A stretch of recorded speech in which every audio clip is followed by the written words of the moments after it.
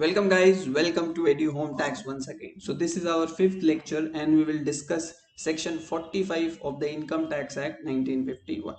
Section 45 charging section है। हमें पता है कैपिटल गेन या कोई भी टैक्स गवर्नमेंट को अगर चार्ज करना होता है तो गवर्नमेंट उस पर पहले एक चार्जिंग सेक्शन लेके आता है एक्ट के अंदर, और उस चार्जिंग सेक्शन के थ्रू जो है टैक्स लेवी किया जाता है। तो कैपिटल गेन टैक्स का जो लेवी है वो सेक्शन 45 के थ्रू चार्ज किया गया है। ओके, तो सेक्शन 45 को हम छोटे छोटे पार्ट में ब्रेक करके इन 5 पॉइंट के थ्रू पढ़ेंगे। सेक्शन 45 बोलता है कि एनी प्रॉफिट और gain arising from the transfer of capital asset. तो हर कोई एसेट के ट्रांसफर से गेन नहीं, कैपिटल एसेट के डेफिनेशन में जो एसेट आता है उसका अगर आप ट्रांसफर करते हैं, ठीक है, और उससे अगर आपको कोई फायदा होता है इन द प्रीवियस ईयर, तो जिस साल में आपने ट्रांसफर किया है, shall be chargeable to income tax in the year in which transfer took place. So section 45 simply ये बोलता है कि कैपिटल एसेट को अगर आप ट्रांसफर करते हैं और उससे आपको अगर कोई फायदा होता है तो जिस साल आपने कैपिटल एसेट ट्रांसफर किया है उस साल आपको कैपिटल गेन टैक्स देना पड़ेगा। सो इंपॉर्टेंट पॉइंट याद रखिएगा, जिस साल कैपिटल एसेट ट्रांसफर हुआ है हमें टैक्स उस साल में देना पड़ता है। सेक्शन 45(1) ये बोलता है। क्लियर है, कोई डाउट नहीं है। Moving next. अब पॉइंट आता है ईयर ऑफ चार्जेबिलिटी, मतलब टैक्स किस साल में देना है। तो दो पॉइंट यहाँ पे हम आपको नोट करवाएंगे। नंबर 1 है year of agreement, number 2 is actual sale. इसमें क्या फर्क होता है? ईयर ऑफ अग्रीमेंट होता है जहां पे हम सिर्फ अग्री करते हैं कि हाँ हम ये कैपिटल एसेट को ट्रांसफर करेंगे, बट एक्चुअल सेल होता है जब हम ओनरशिप टाइटल जिसको हम बोलते हैं वो ट्रांसफर कर देते हैं। तो कैपिटल गेन आपको एक्चुअल सेल होने पे कैलकुलेट करना है, ईयर ऑफ अग्रीमेंट पे नहीं। सो एक्चुअल सेल जो है टाइटल ट्रांसफर होना इंपॉर्टेंट है, ठीक है। बट इसके दो एक्सेप्शन है। इनकम टैक्स एक्ट में कैपिटल गेन में ऐसे दो एक्सेप्शन दिए हुए हैं जहां पे टाइटल ट्रांसफर नहीं हुआ है, बट ये दोनों होने से हमें कैपिटल गेन कंप्यूट करना पड़ेगा। सो पहला एक्सेप्शन है part performance of the contract. ये क्या है? मान लीजिए ए ने अपना एक प्रॉपर्टी है वो बी को ट्रांसफर किया, ठीक है, और डिसाइड हुआ कि 50 लाख रुपीस जो है बी देगा ए को उस प्रॉपर्टी के लिए। 25 लाख रुपीस जो है बी ने दे दिया ए को और बोला कि 25 लाख रुपया जो है वो 6 महीना बाद देगा, ठीक है। बट पार्ट परफॉर्मेंस हो गया, 50 लाख का जो एक पार्ट है 25 लाख वो ट्रांसफर कर दिया बी ने और ए ने घर की चाबी दे दी बी को। तो पोजेशन जो है प्रॉपर्टी का वो ट्रांसफर हो गया। ट्रांसफर ऑफ प्रॉपर्टी एक्ट का 53A एक सेक्शन है जो इस ट्रांजैक्शन को रिकॉग्नाइज करता है और बोलता है कि अगर पार्ट परफॉर्मेंस हो गया है तो बी के पास में राइट है कि वो उस का पार्ट परफॉर्मेंस का बैलेंस पैसा दे देगा और वो प्रॉपर्टी उसको मिल जाएगी। मतलब ए बाद में मना नहीं कर सकता कि क्योंकि सिर्फ पार्ट परफॉर्मेंस हुआ है तो ए उसको प्रॉपर्टी बेचेगा नहीं, ठीक है। तो अगर पार्ट परफॉर्मेंस हो जाता है तो आपको कैपिटल गेन कैलकुलेट करना होगा, वो ट्रांसफर मान लिया जाएगा। इवन दो 25 लाख रुपए अभी भी देना बाकी है और ए को अभी भी बी के नाम पे प्रॉपर्टी की नहीं है, ट्रांसफर टाइटल ट्रांसफर नहीं हुआ है, सिर्फ पार्ट परफॉर्मेंस हुआ है। बट ये एक्सेप्शन है और आपको कैपिटल गेन कैलकुलेट करना पड़ेगा।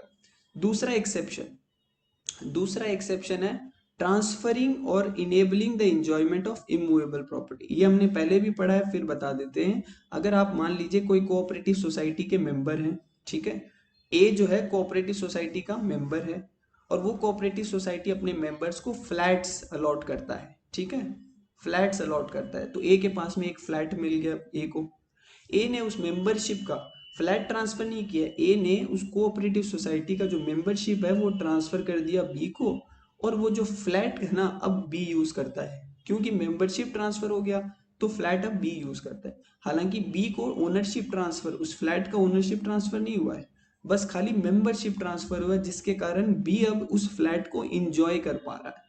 तो इनेबल कर दिया इंजॉयमेंट, तो इसको भी ट्रांसफर मान लिया जाता है। सो ये दो एक्सेप्शन आपको ध्यान में रखना है, अदरवाइज कैपिटल गेन हमेशा एक्चुअल सेल होने पे कैलकुलेट होता है। ठीक है, मूविंग नेक्स्ट। अब आता है अगला सेक्शन 45 का 1A। सेक्शन 45 1A क्या बोलता है? 45 1A बहुत ही इजी है, आसान भाषा में बोलते हैं कि अगर आपका कैपिटल एसेट, मैं हमेशा बोलता हूं कैपिटल एसेट होना जरूरी है, अदरवाइज नहीं। सो अगर आपका कोई कैपिटल एसेट डैमेज या डिस्ट्रक्शन हो जाता है, दो पॉइंट है, डैमेज या डिस्ट्रक्शन। अब क्या क्या कारण से डिस्ट्रक्शन या डैमेज हो सकता है आप पढ़ सकते हैं यहाँ पे। फ्लड आ गया, typhoon, hurricane, cyclone, earthquake, riot, civil disturbance, accidental fire, action of enemy, action taken to combat. तो ये सब कारण से अगर आपका कैपिटल एसेट डैमेज हो जाता है और आपने उस कैपिटल एसेट के अगेंस्ट पे आपको इंश्योरेंस कंपनी पैसा देता है। दो पॉइंट इंपॉर्टेंट है, कैपिटल एसेट डैमेज हुआ और बदले में इंश्योरेंस कंपनी से पैसा मिलता है, तो उस केस में आपको कैपिटल गेन टैक्स कैलकुलेट करना पड़ेगा। अच्छा, आपने कैपिटल एसेट किसी को बेचा नहीं है, ट्रांसफर नहीं किया, वो डैमेज हो गया और बदले में इंश्योरेंस कंपनी ने पैसा दिया, तो सेक्शन 45 1A बोलता है आपको उस पर टैक्स देना पड़ेगा। सर अगर इंश्योरेंस कंपनी से पैसा नहीं आए तो नहीं देना पड़ेगा, वो कैपिटल लॉस मान लिया जाएगा। अब एक पॉइंट हमने 45 1 में, चार्जिंग सेक्शन क्या बोलता है? जिस साल एसेट डैमेज, जिस साल एसेट ट्रांसफर करोगे उस साल टैक्स देना पड़ेगा। बट 45 1A बोलता है कि नहीं, 45 1A बोलता है कि नहीं, जिस साल एसेट ट्रांसफर हुआ उस साल टैक्स नहीं देना पड़ेगा, जिस साल इंश्योरेंस कंपनी से पैसा मिला उस साल टैक्स देना पड़ेगा। तो year of chargeability, year in which money और अदर एसेट, मान लीजिए इंश्योरेंस कंपनी ने आपके घर डैमेज होने के बदले में आपको घर ही दे दिया, तो उस घर का फेयर मार्केट वैल्यू कैलकुलेट करो और जिस साल वो घर मिला या फिर अगर पैसे मिले उस साल आपको टैक्स देना पड़ेगा। I hope this is clear. 45 का चार्जिंग सेक्शन बोलता है जब एसेट ट्रांसफर होगा, बट 45 1A बोलता है कि नहीं, जिस साल पैसा मिलेगा इंश्योरेंस का उस साल टैक्स देना पड़ेगा। और जो सेल वैल्यू होगा, फुल वैल्यू ऑफ कंसिडरेशन, वो होगा amount received from insurance company, और अगर पैसा नहीं मिला है, कुछ एसेट मिला है, तो उसका फेयर मार्केट वैल्यू। एग्जाम्पल के थ्रू इसको क्लोज करते हैं। मान लीजिए आपने कोई एसेट परचेज किया 5 जनवरी 2010 1 लाख रुपए में, ये हो गया साल 2009-10, फाइनेंशियल ईयर हो गया 9-10। तो 9-10 फाइनेंशियल ईयर में आपने एक एसेट खरीदा, ठीक है, और वो एसेट हो गया फायर से डिस्ट्रॉय, फायर से डिस्ट्रॉय हो गया 12 जनवरी 2020, मतलब 2019-20, 2019 और 20 में,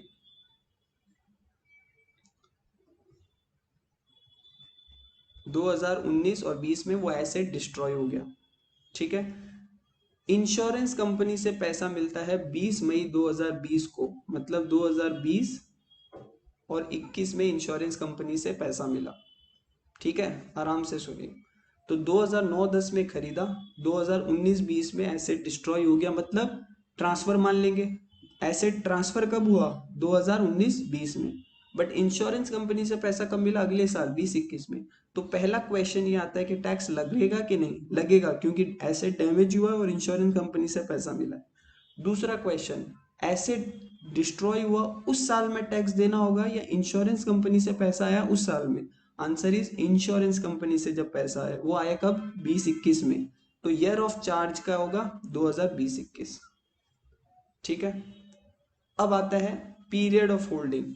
पीरियड ऑफ होल्डिंग क्या होता है? पीरियड ऑफ होल्डिंग होता है जब एसेट अक्वायर किया और जब एसेट ट्रांसफर किया उसके जस्ट पहले वाला दिन।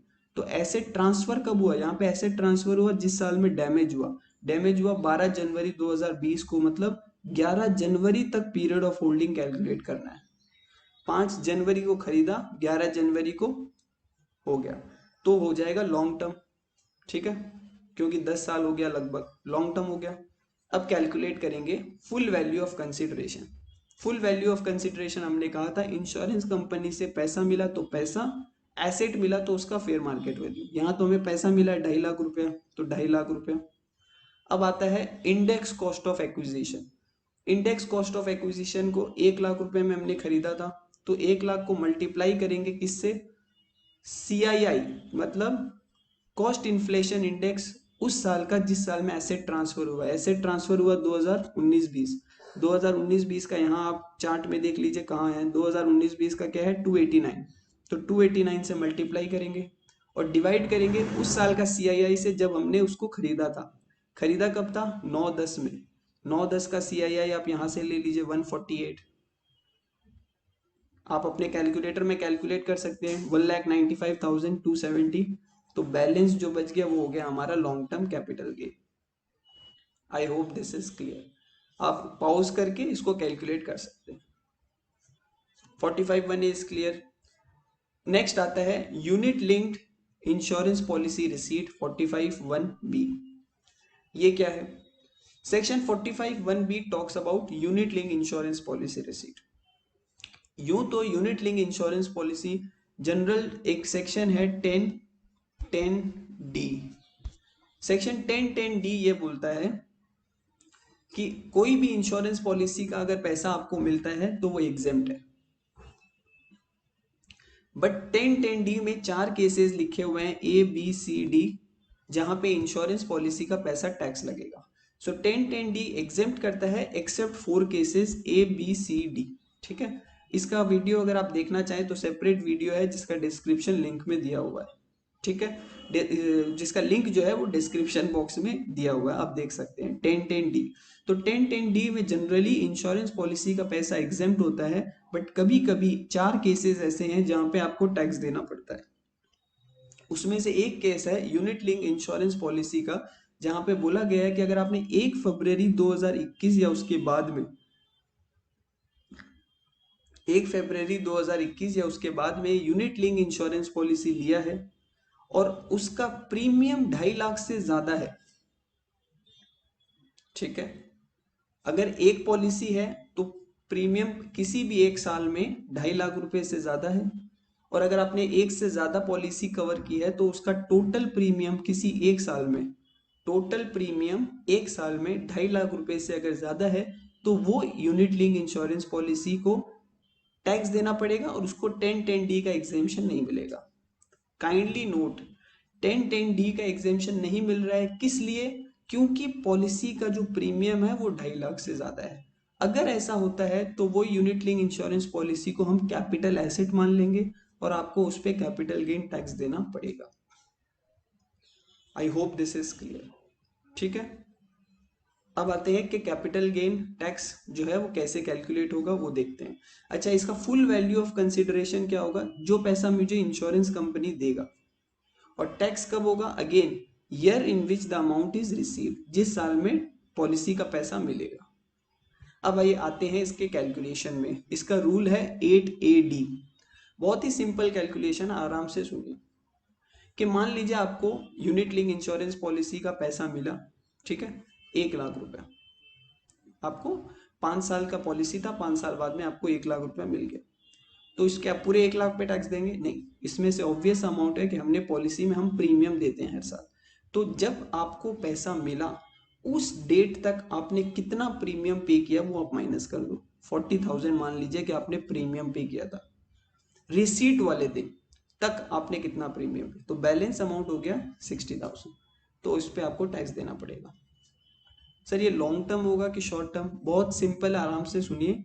यूनिट लिंक इंश्योरेंस पॉलिसी अगर 12 महीने तक आप होल्ड करते हैं और बेच देते हैं तो उस पर होता है शॉर्ट टर्म, और 12 महीने से ज्यादा अगर हुआ तो लॉन्ग टर्म। क्लियर है।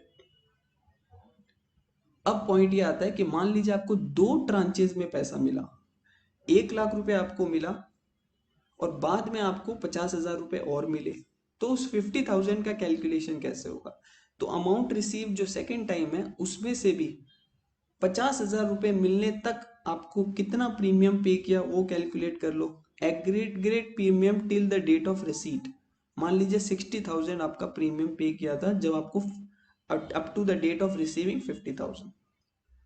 बट उस 60,000 में वो प्रीमियम जो आपने ऑलरेडी कंसीडर कर लिया, ये 40,000 तो हमने पहले ही माइनस कर लिया था, तो सेकेंड टाइम तो माइनस करने मिलेगा नहीं, तो वो 60,000 में से ये 40,000 माइनस कर दीजिए, बचा कितना 20,000। 20,000 आप लेस कर दो और बैलेंस जो होगा 30,000 वो होगा आपका कैपिटल गेन। वेरी क्लियर और सिंपल है। जब पहले पैसा मिलेगा उस डेट तक जो भी प्रीमियम था वो माइनस कर दो, अगली बार जो पैसा मिलेगा 50,000 वो भी पूरा टैक्स नहीं होगा, उसमें से भी प्रीमियम माइनस होगा, बट वो प्रीमियम जो आपने ऑलरेडी माइनस कर दिया यहाँ पे वो तो कम करना पड़ेगा। तो I hope this is clear. 8AD। Next आता है conversion of capital asset into stock, 45 subsection 2। ये क्या है कि मान लीजिए आपके पास में एक कंप्यूटर है या कोई भी कैपिटल एसेट है, ठीक है, और आपने कुछ साल बाद डिसाइड किया कि चलो मैं उसका बिजनेस करता हूँ, और हमें पता है कि कैपिटल एसेट में स्टॉक इन ट्रेड कवर्ड नहीं है, कैपिटल एसेट में stock in trade is not covered. So capital asset stock in trade जो है वो आपका कैपिटल एसेट नहीं होता है, ठीक है। अब पॉइंट आता है ईयर ऑफ चार्जेबिलिटी, टैक्स किस साल में लगेगा, जिस साल हम कन्वर्ट करेंगे एसेट को स्टॉक में, या जिस साल हम उस स्टॉक को बेचेंगे, year in which the stock is sold.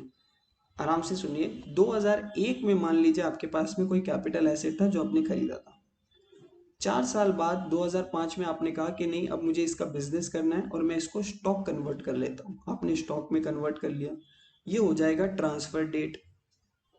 तो क्या मुझे 2005 में कैपिटल गेन कैलकुलेट करना होगा? आंसर इज नो, आपको कैलकुलेट नहीं करना होगा। तो फिर कब कैलकुलेट करेंगे? जब आप उस स्टॉक को बेचेंगे।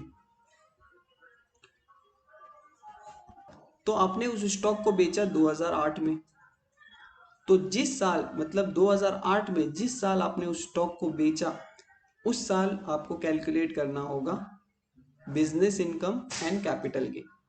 Y I am saying business income? क्योंकि स्टॉक को बेचने से बिजनेस इनकम होता है, कैपिटल एसेट को बेचने से कैपिटल गेन होता है, और दोनों ही आपको तब कैलकुलेट करना है जब आप स्टॉक को बेचेंगे। एग्जाम्पल के थ्रू समझते हैं आराम से। 9 जून 2019 को आपने 60,000 में एक कैपिटल एसेट खरीदा, ठीक है, क्लियर है।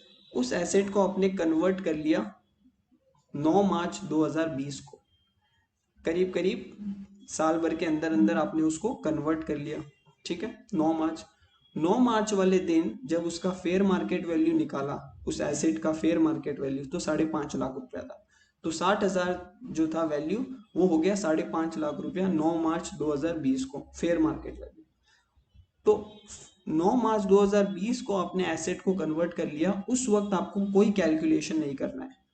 अब आपने उस स्टॉक को बेचा 9 जून 2021 को 6 लाख रुपए में। अब आपको कैलकुलेट करना है क्या? Business income, capital gain. So 2019 में कुछ आपने एसेट खरीदा 60,000 में, यहाँ पे आपने उसको एसेट को कन्वर्ट कर लिया और उसका वैल्यू था 5.5 लाख रुपया, बट यहाँ आपको कुछ नहीं करना, आपने 2021 में बेच दिया 6 लाख रुपए में, यहाँ आपको कैलकुलेट करना है कैपिटल गेन भी और बिजनेस इनकम भी। तो इसका जो डिफरेंस है वो हो जाएगा बिजनेस इनकम, और यहाँ आपको कैलकुलेट करना होगा कैपिटल गेन। देखते हैं यहाँ पे। सो बिजनेस इनकम क्या हो जाएगा? 6 लाख में से 5.5 लाख रुपया minus 50,000। Capital gain period of holding, obvious period of holding जब एसेट खरीदा 9 जून 2019 और उसको कन्वर्ट किया उसे एक दिन पहले 8 मार्च 2020, तो हो गया क्या? Short term. तो फुल वैल्यू ऑफ कंसिडरेशन क्या होगा? Market value on the date of conversion, जिस साल आपने कन्वर्ट किया उसका फेयर मार्केट वैल्यू ही सेल वैल्यू मान लिया जाएगा, और उसमें से यहाँ पे कुछ हमारा ट्रांसफर कॉस्ट है नहीं, तो 5,50,000 रह जाएगा, माइनस कॉस्ट ऑफ एक्विजिशन 60,000, तो 4,90,000 हो गया मेरा capital gain. Cost of acquisition कितना है? कितना में खरीदा था? 60,000 में, तो बच गया कितना? 4,90,000। ये हो गया कैपिटल गेन, और 50,000 हो जाएगा business income. I hope this is clear. Moving next, compulsory acquisition, section 45 sub section 5।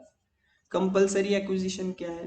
कि अगर आपके पास में कोई प्रॉपर्टी है जो गवर्नमेंट कंपल्सरीली आपसे एक्वायर कर लेता है अंडर एनी लॉ, और बदले में आपको कुछ कॉम्पेंसेशन देता है, तो वो कंपलसरी एक्विजिशन को ट्रांसफर माना जाता है कैपिटल गेन टैक्स के अंदर। इनकम टैक्स में हम उसको बोलते हैं ट्रांसफर। सर अगर कॉम्पेंसेशन नहीं मिला तो आपको कोई कैलकुलेशन नहीं करना होगा। सर सेल वैल्यू कितना मानेंगे, क्योंकि कैपिटल गेन के लिए तो फुल वैल्यू ऑफ एफवीसी चाहिए, फुल वैल्यू ऑफ कंसिडरेशन। तो जितना कॉम्पेंसेशन मिला वो होगा full value of consideration. Again sir year of charge क्या होगा, जिस साल में गवर्नमेंट ने प्रॉपर्टी ली है उस साल टैक्स कैलकुलेट करेंगे। The answer is no. जिस साल कॉम्पेंसेशन मिला, अगर पार्ट को मान लीजिए 1 लाख कॉम्पेंसेशन डिसाइड हुआ और 50,000 जिस साल में मिल गया, आपको पूरा कैलकुलेशन उसी साल करना पड़ेगा। फुल कंसिडरेशन या पार्ट कंसिडरेशन जिस साल में मिलेगा आपको उस साल कैलकुलेट करना पड़ेगा। अगर आपको कोई कोर्ट के इंटरिम ऑर्डर से, कोई कोर्ट के इंटरिम ऑर्डर से कॉम्पेंसेशन मिलता है, तो जब फाइनल ऑर्डर आएगा कोर्ट का तब आपको कैपिटल गेन कैलकुलेट करना होगा।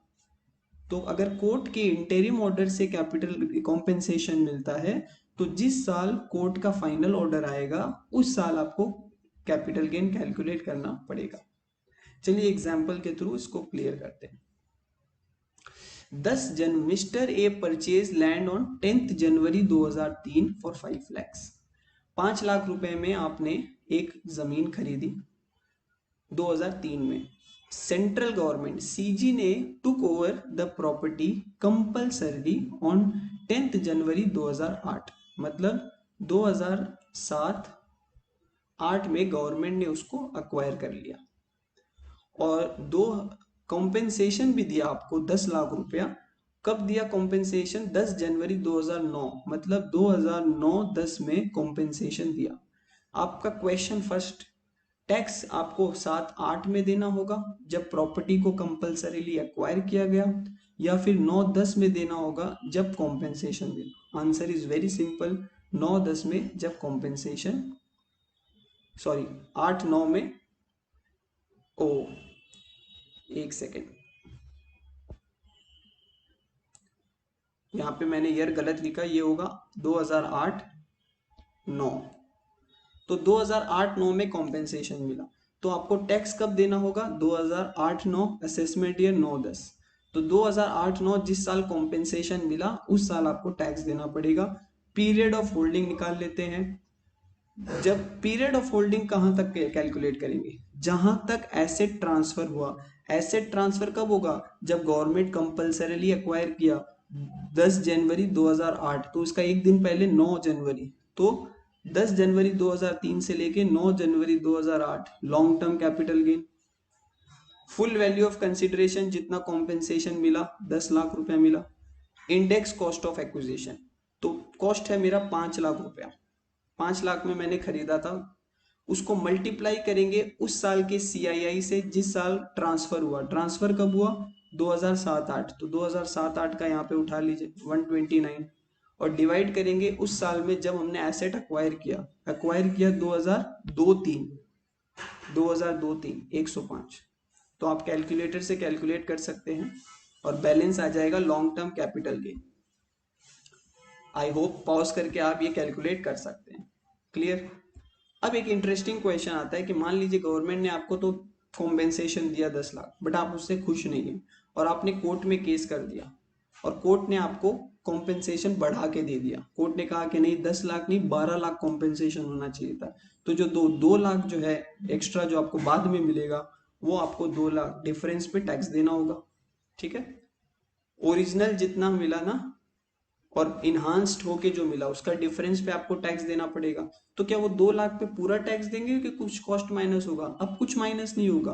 Cost of acquisition, cost of improvement जो होगा वो होगा नील, पूरे 2 लाख पे टैक्स देना होगा। अगर आप मर जाते हैं तो जिसको पैसा मिलेगा उसको टैक्स देना पड़ेगा। इसका एग्जाम्पल दे, ये वाला वही क्वेश्चन है। अब इसका सेकंड पार्ट देखते हैं। एसएससी ने सूट फाइल किया कोर्ट में और कहा मुझे इनहांस कॉम्पेंसेशन चाहिए, और गवर्नमेंट ने 12 लाख रुपया बोला कि चलो इनहांस कॉम्पेंसेशन जो है वो 12 होना चाहिए, 10 नहीं। और 10 जनवरी 2001 मतलब 2021-22 में 2 लाख रुपया डिफरेंस मिल गया। 2 लाख रुपए का डिफरेंस जो था वो मिल गया, तो 2020-21 में हमको टैक्स देना पड़ेगा। कितना मिला टैक्स, कितना मिला, 2 लाख रुपए एक्स्ट्रा मिल गया। कॉस्ट ऑफ एक्विजिशन क्या होगा, नील, और कैपिटल गेन कितना होगा, 2 लाख। अब आप बोलेंगे सर ये पीरियड ऑफ होल्डिंग तो कुछ निकाला ही नहीं। ओरिजिनल जो आपको कॉम्पेंसेशन मिला, जो गेन उस वक्त होगा, अगर वो लॉन्ग टर्म है तो ये भी लॉन्ग टर्म होगा, वो अगर शॉर्ट टर्म होता तो ये भी शॉर्ट टर्म होता। ठीक है, तो कॉस्ट ऑफ एक्विजिशन कुछ नहीं मिलेगा। अगर आपको केस फाइल करने का कुछ लीगल कॉस्ट लगा, वो आप अलाउ कर सकते हैं, माइनस कर देंगे। So legal expenses are allowed, legal expenses जो है वो अलाउ कर दिया जाएगा। अब आता है कि मान लीजिए आपको कॉम्पेंसेशन के साथ साथ इंटरेस्ट भी मिला, तो क्या इंटरेस्ट पे भी कैपिटल गेन टैक्स लगेगा, नहीं। इंटरेस्ट को अदर सोर्सेज में टैक्सेबल किया जाएगा 56(2)(8) में। So taxable under the head other sources. और किस साल टैक्स देना होगा, जिस साल में आपको कैपिटल जो इंटरेस्ट का पैसा मिलेगा, इंटरेस्ट का पैसा जिस साल मिलेगा उस साल पैसा देना होगा। तो इंटरेस्ट उसमें से क्या माइनस होगा, 50% ऑफ द इंटरेस्ट एग्जेम्प्ट हो जाएगा और 50% पे टैक्स देना होगा। मान लीजिए 100 रुपया मिला, तो 50 रुपीज माइनस हो जाएगा और बैलेंस 50 पे आपको अदर सोर्सेज में टैक्स देना पड़ेगा। I hope this is clear. So this was a discussion on section 45 of the Income Tax Act 1961. If you have any doubt, please write me in the comment box. Thank you.